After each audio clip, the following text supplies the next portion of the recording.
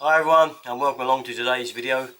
We're down in the garage today simply because I've been asked about some odd fittings that people can't recognise what they are, and to that end I thought I'd come down here, lay them out and just go through them with you so you know what they are. Now I know you plumbers will know what they are, but all you guys, you DIY people, are probably wondering what certain ones are for and what they do. So I've laid them all out and we're going to do that right now for you. Right, we'll make a start with this one. Now you all know what this is, obviously you've all seen them before, a three-way valve, but I thought I'd start with something pretty easy. So how about this one here? What's that then? Well, this is for connecting a gas cooker up. It's a fitting that allows the bayonet hose to go in that end and connect to a gas cooker. That end there, the thread screws to the pipe, and that's generally it. It's just a straightforward gas connector with bayonet end there. And moving on, we have this little ditty here. Now what's this? Yeah, you've probably seen them around, not quite wondered what they are. Well, this is a 6-bar pressure relief valve. Here we are, we've got the 6-bar on it. And there it is there. Basically, this is on a lot of combi boilers, and when it reaches 6 bar of pressure, the valve releases. It's got a little valve up in there, and it opens out and allows the excess pressure to exit the building. So it's quite a piece of equipment that is used everywhere these days. Pressurized systems everywhere will have one of these on them somewhere, and they say it's to get rid of the excess pressure that might build up in a system and safeguard the boiler. Okay, we'll move on. Yeah, okay, we're looking at a tap.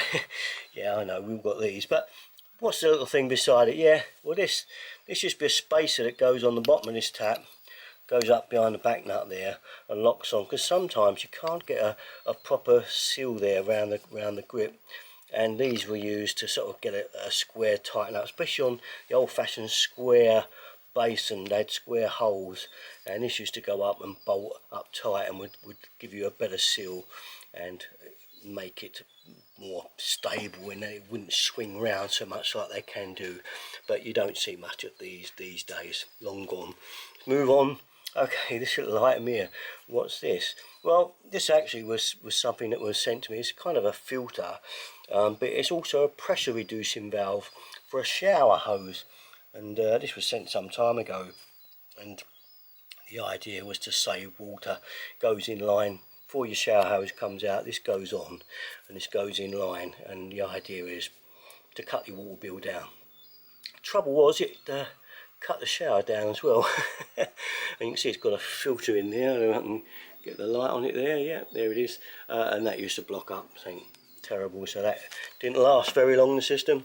Okay, next we've seen these everywhere, these little bottle air valves. Very useful. We see them on F&E systems. They're often on combis at the top sometimes, if they haven't got their own make of air release valve anyway on them. But this is one you can bolt on the end of a bit of copper pipe and basically clear the air out of your system. Next up on our piece of equipment here, we have the humble diverter valve. You notice there's an arrow on there, and that indicates the water comes up this way and gets diverted this way and back into what would be the return of a central heating system. Because the idea for this is that whatever you set that at, this valve would open and kind of allow the pump to still keep running around the system rather than burning out, because quite often these days plumbers are putting thermostatic rad valves on every single radiator in the house, and lots of you may notice that you've got a bypass radiator. That's one with just 2 valves that haven't got a thermostat on them, well, a thermostatic rad valve, and that's to be the bypass. It sort of acts like this does. But of course, if you did shut that rad, then it hasn't got it. So if all the thermostatic radiator valves in the house turned off, you could conceivably burn the central heating pump out. Well, with one of these fitted, all of that is alleviated, and you could still have thermostatic radiator valves all over the house. So quite a great idea, I think. Those not mentioned much these days. Okay, what's this here then? That's great devices. Now, this is a drain valve, as you can see, but the idea is that you can just literally screw this into a pipe, and it just screws in and cuts its own opening, and you've got a drain valve where you might not have one. You don't have to turn any water off, just cut it straight in and it's done. And it means you can put a drain valve wherever you like, and especially if you've got one that doesn't work and it's in a horrible position, this gives you that alternative. You can put the valve where you like and just stick that on, and it works. So I had it in the system, and I've done a few other for people. They do really work well. Moving on to this little beauty, and as you can see there's an arrow on there, and that's because that's the way you connect it, and the flow goes this way because this is a non-return valve. Okay, one-way valve, flow goes one way, it's not allowed to go back down the other. So you may be asking, what are these? And these are the seatings that sit in part 1 and 2 ball valves, and some of the old system valves as well. Even the plastic ones have got these in. Now what's important about these is you notice that one's red, one's white, yeah, but the red one's got a bigger hole and the white one's got a little hole. That is a high pressure seating to be fitted in if you've got mains pressure, and this is the one you fit in if you've got low pressure. So quite important, if you fit this high pressure one and you've got low pressure to your toilet system, it's off the tank in the loft, it will just trickle in, rarely run.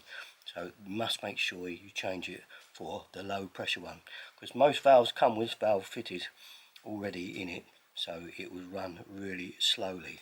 So something very important I think with those ones, that's the high and low pressure seating for a ball cock. Moving on, this little thing here, still in the bag, not fitted. Yeah, I was going to fit it and the lady changed her mind. I bought it by then, but never mind. It's a strange looking thing, I know, but what it's for is to screw into a towel rail in the bottom, and you screw your red valve in this side here, where my thumb is there, and an element goes in there, a little element that goes up the side of the towel rail inside, and it allows you to plug an element in the summertime when the heating's not on, and you get a nice warm towel rail, because you have a 250 watt, small usually 300 watt element or so in there, and it heats the towel rail up. That's what that's for. And unless you've got a job for that, which I haven't, it's got to sit here now. Never mind, move on out. Now these great airless valves here are German ones, and you can't get them anymore unfortunately, but they really are the best. They're the best airless valves, better than your Aladdin any day of the week. I've only got 3 left, but they are really great, and obviously you can see the old-fashioned, that's what you normally have in your radiator.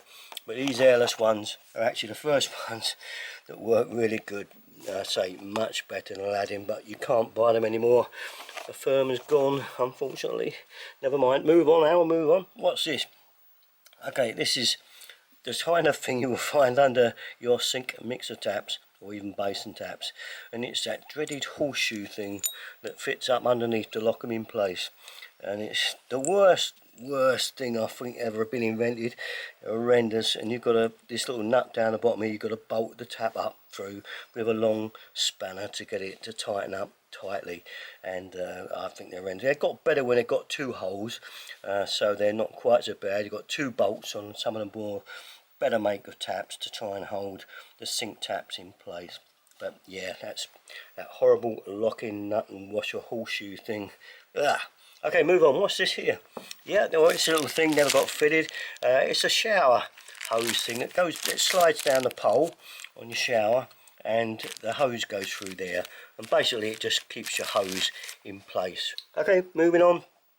Another little real often seen device. This is another little blow off valve here, a little safety valve, but I'm not sure what the rating of that is. I think it's about 3 bar. And moving on, well, you all know these pipe olives, they're 15mm ones.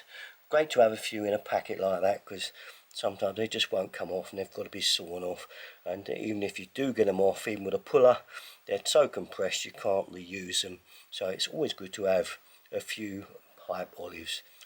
Last of all then, okay, what we got here, and this is another non-return valve. Okay, just a different type to this one. There's the other one, you can see the different types. So this one won't go on copper pipe because it's threaded, so it's a different ball game altogether. You can see the little flap there. If I push that down, you can hear it flapping around. And that's it really, a little overview of all the fittings that you might see around in plumbing shops and whatever, and think, I wonder what that does. What's that for over there? A little quick view in my garage of some bits I thought might be of interest. Okay, I think more interesting is the old bike here, to be honest, but another addition actually. Okay, but anyway, that's about it though.